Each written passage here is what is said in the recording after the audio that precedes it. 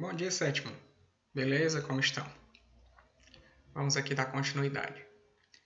Da última vez a gente deu uma olhada então nessas preposições aí, certo? As preposições de lugar, prepositions of place.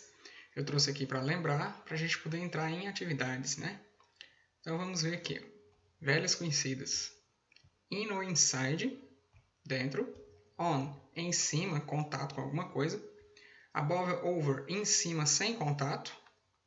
Estão vendo aqui a caneta meio que flutuando, né, em cima do livro.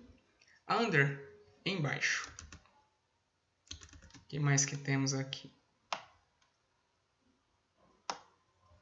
Beside, ao lado, bem pertinho. In front of, em frente de alguma coisa. Out ou outside, fora. Atrás, ó, behind. Next to, ao lado, não tão pertinho, né, não colado. Between, entre, no meio. Far from, distante, longe de alguma coisa ou algum lugar. From, de algum lugar.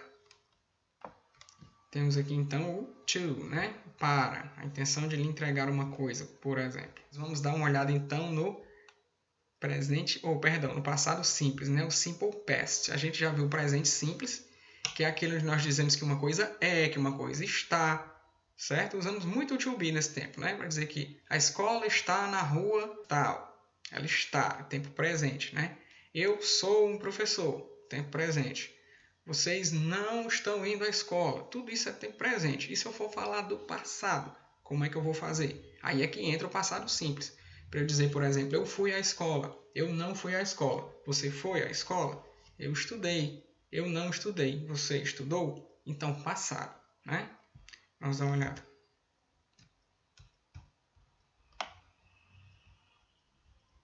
Eu coloquei para vocês aqui a minha página completa. A página do livro de quem tem vai ser só esse pedaço aqui, certo? Não tem essa primeira coluna aqui à esquerda, com essa tradução aqui. Isso aqui é do livro do professor. Eu coloquei aqui porque eu acho que vai ser melhor para vocês estudarem com essa parte aqui. Eu tinha botou a resposta. É tipo isso. É mais ou menos isso, porque vai ser mais simples de você entender com essa parte. Porque essas tabelonas aqui, ó, é uma tabela meio complexa, né? E ela está toda em inglês. Então, achei melhor você ter acesso à tradução dela aqui, tá? Então, vamos olhar juntos. Então, mini gramática aí nas nossas atividades complementares do 7º ano de English. Simple Past Tense, ou seja, o tempo presente simples. Perdão, passado simples, eu só quero falar no presente.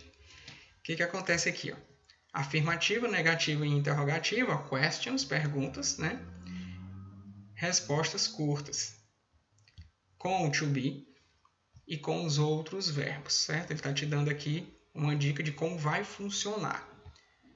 Aí tem essa linha, né, que está aqui com o uso. Ó. Ficou quebrado aqui, separado em cada retângulo, aí você pode pensar que não é parte de um conjunto, que não é uma mesma frase, mas é uma frase só.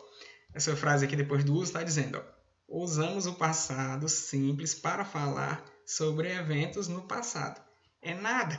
Passado falando sobre passado, que novidade.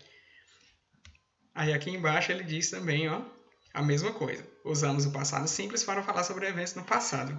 Meio óbvio, né? Então o que acontece aqui? Ó? Vamos dar uma olhadinha. Você tem com to be, aí tá aqui as pessoas, né, os pronomes. I, he, she, it, que são os do singular, né? Quem é I? Tá bem aqui do lado na tradução, ó, afirmativa. I sou eu, né? He é ele, she é ela. O neutro é o it, que vale para ele e para ela, né? Então, você vai usar no passado o to be na forma was. Em vez de você dizer I am, eu sou, você passa a dizer I was, eu fui, eu era, eu estava, tá? Aqui, ó, era ou foi, certo? Aqui seria melhor dizer era ou estava, né? Porque quando a gente diz foi, fica parecendo aquele verbo to go, né? Que é o verbo ir. Mas vocês entenderam, é o verbo ser ou estar. Então, se no presente é sou, estou, no passado é era, estava, tá? E isso nas pessoas do singular. As pessoas do plural, ó, vocês, nós e eles ou elas, vão usar were, que é a traduçãozinha do lado. Ó. Vocês, nós, eles ou ela, were. eram ou estavam, né? Botou foram aqui, eu também não acho muito legal, não.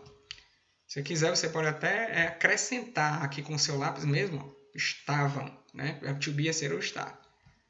Podemos falar foi também, mas isso pode causar alguma confusão. Isso na afirmativa. Negativa. As mesmas pessoas, ó, tá vendo? Eu, ele, ela e o neutro. O was, qual é a coisa que você vai acrescentar? O que é que vai mudar? É o not, né? Ficou o was mais o not. Bem aqui tem o N, aí tem um apóstrofozinho, né? Uma aspinha e o T, que é um não contraído, naquele não curtinho, né? Então, wasn't, para dizer que não era, que não estava. Tá aqui, ó, negativa, wasn't. Não foi ou não era, não estava. Plural, mesma coisa. Vocês, nós, né? Eles, weren't. Você pega o were, tá bem aqui. Acrescenta o not contraído, que é o N tracinho T, né?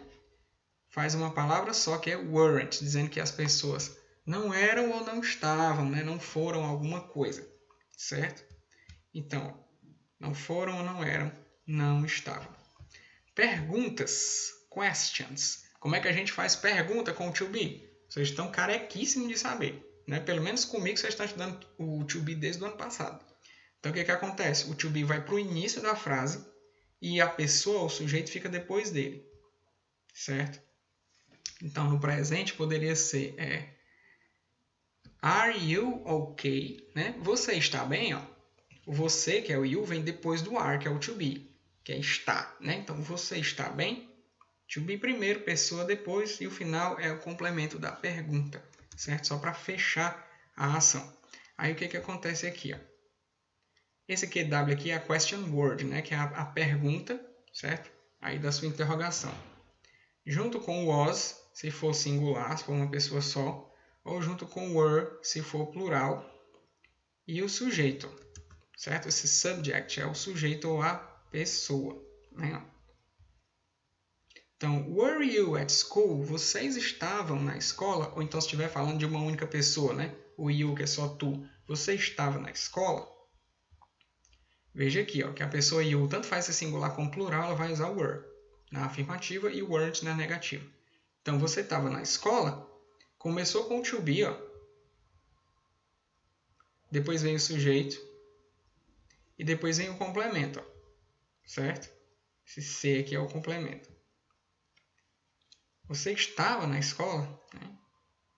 Were you at school? Resposta curta. Você vai dizer sim, né? Yes. Ou então você vai dizer no, se tratar de uma negação. Aí você vai colocar quem é que está falando, né?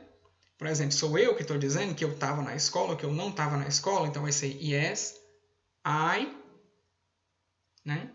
No caso seria was, né? Se fosse uma pessoa só. Se você está falando de nós, vai dizer sim, nós estávamos, né? Nós estávamos na escola. Aí fica como aqui, ó. Yes, subject aqui, o sujeito, we, ou então I, junto com was ou were.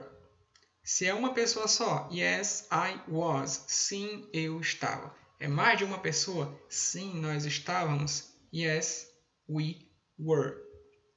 Troca o sujeito pelas pessoas que estão falando aquilo, certo?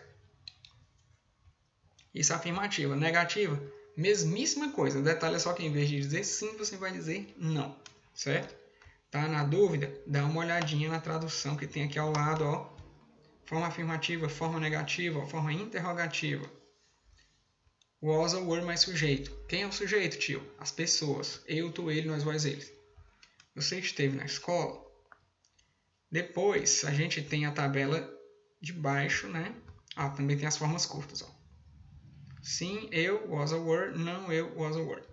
Com outros verbos, ó. Você vai ter aqui, ó. I played chess. Você tem, esse aqui é o sujeito, ó. Esse V é o verbo. Então, o verbo aqui, joguei, ó. Terminou em ED.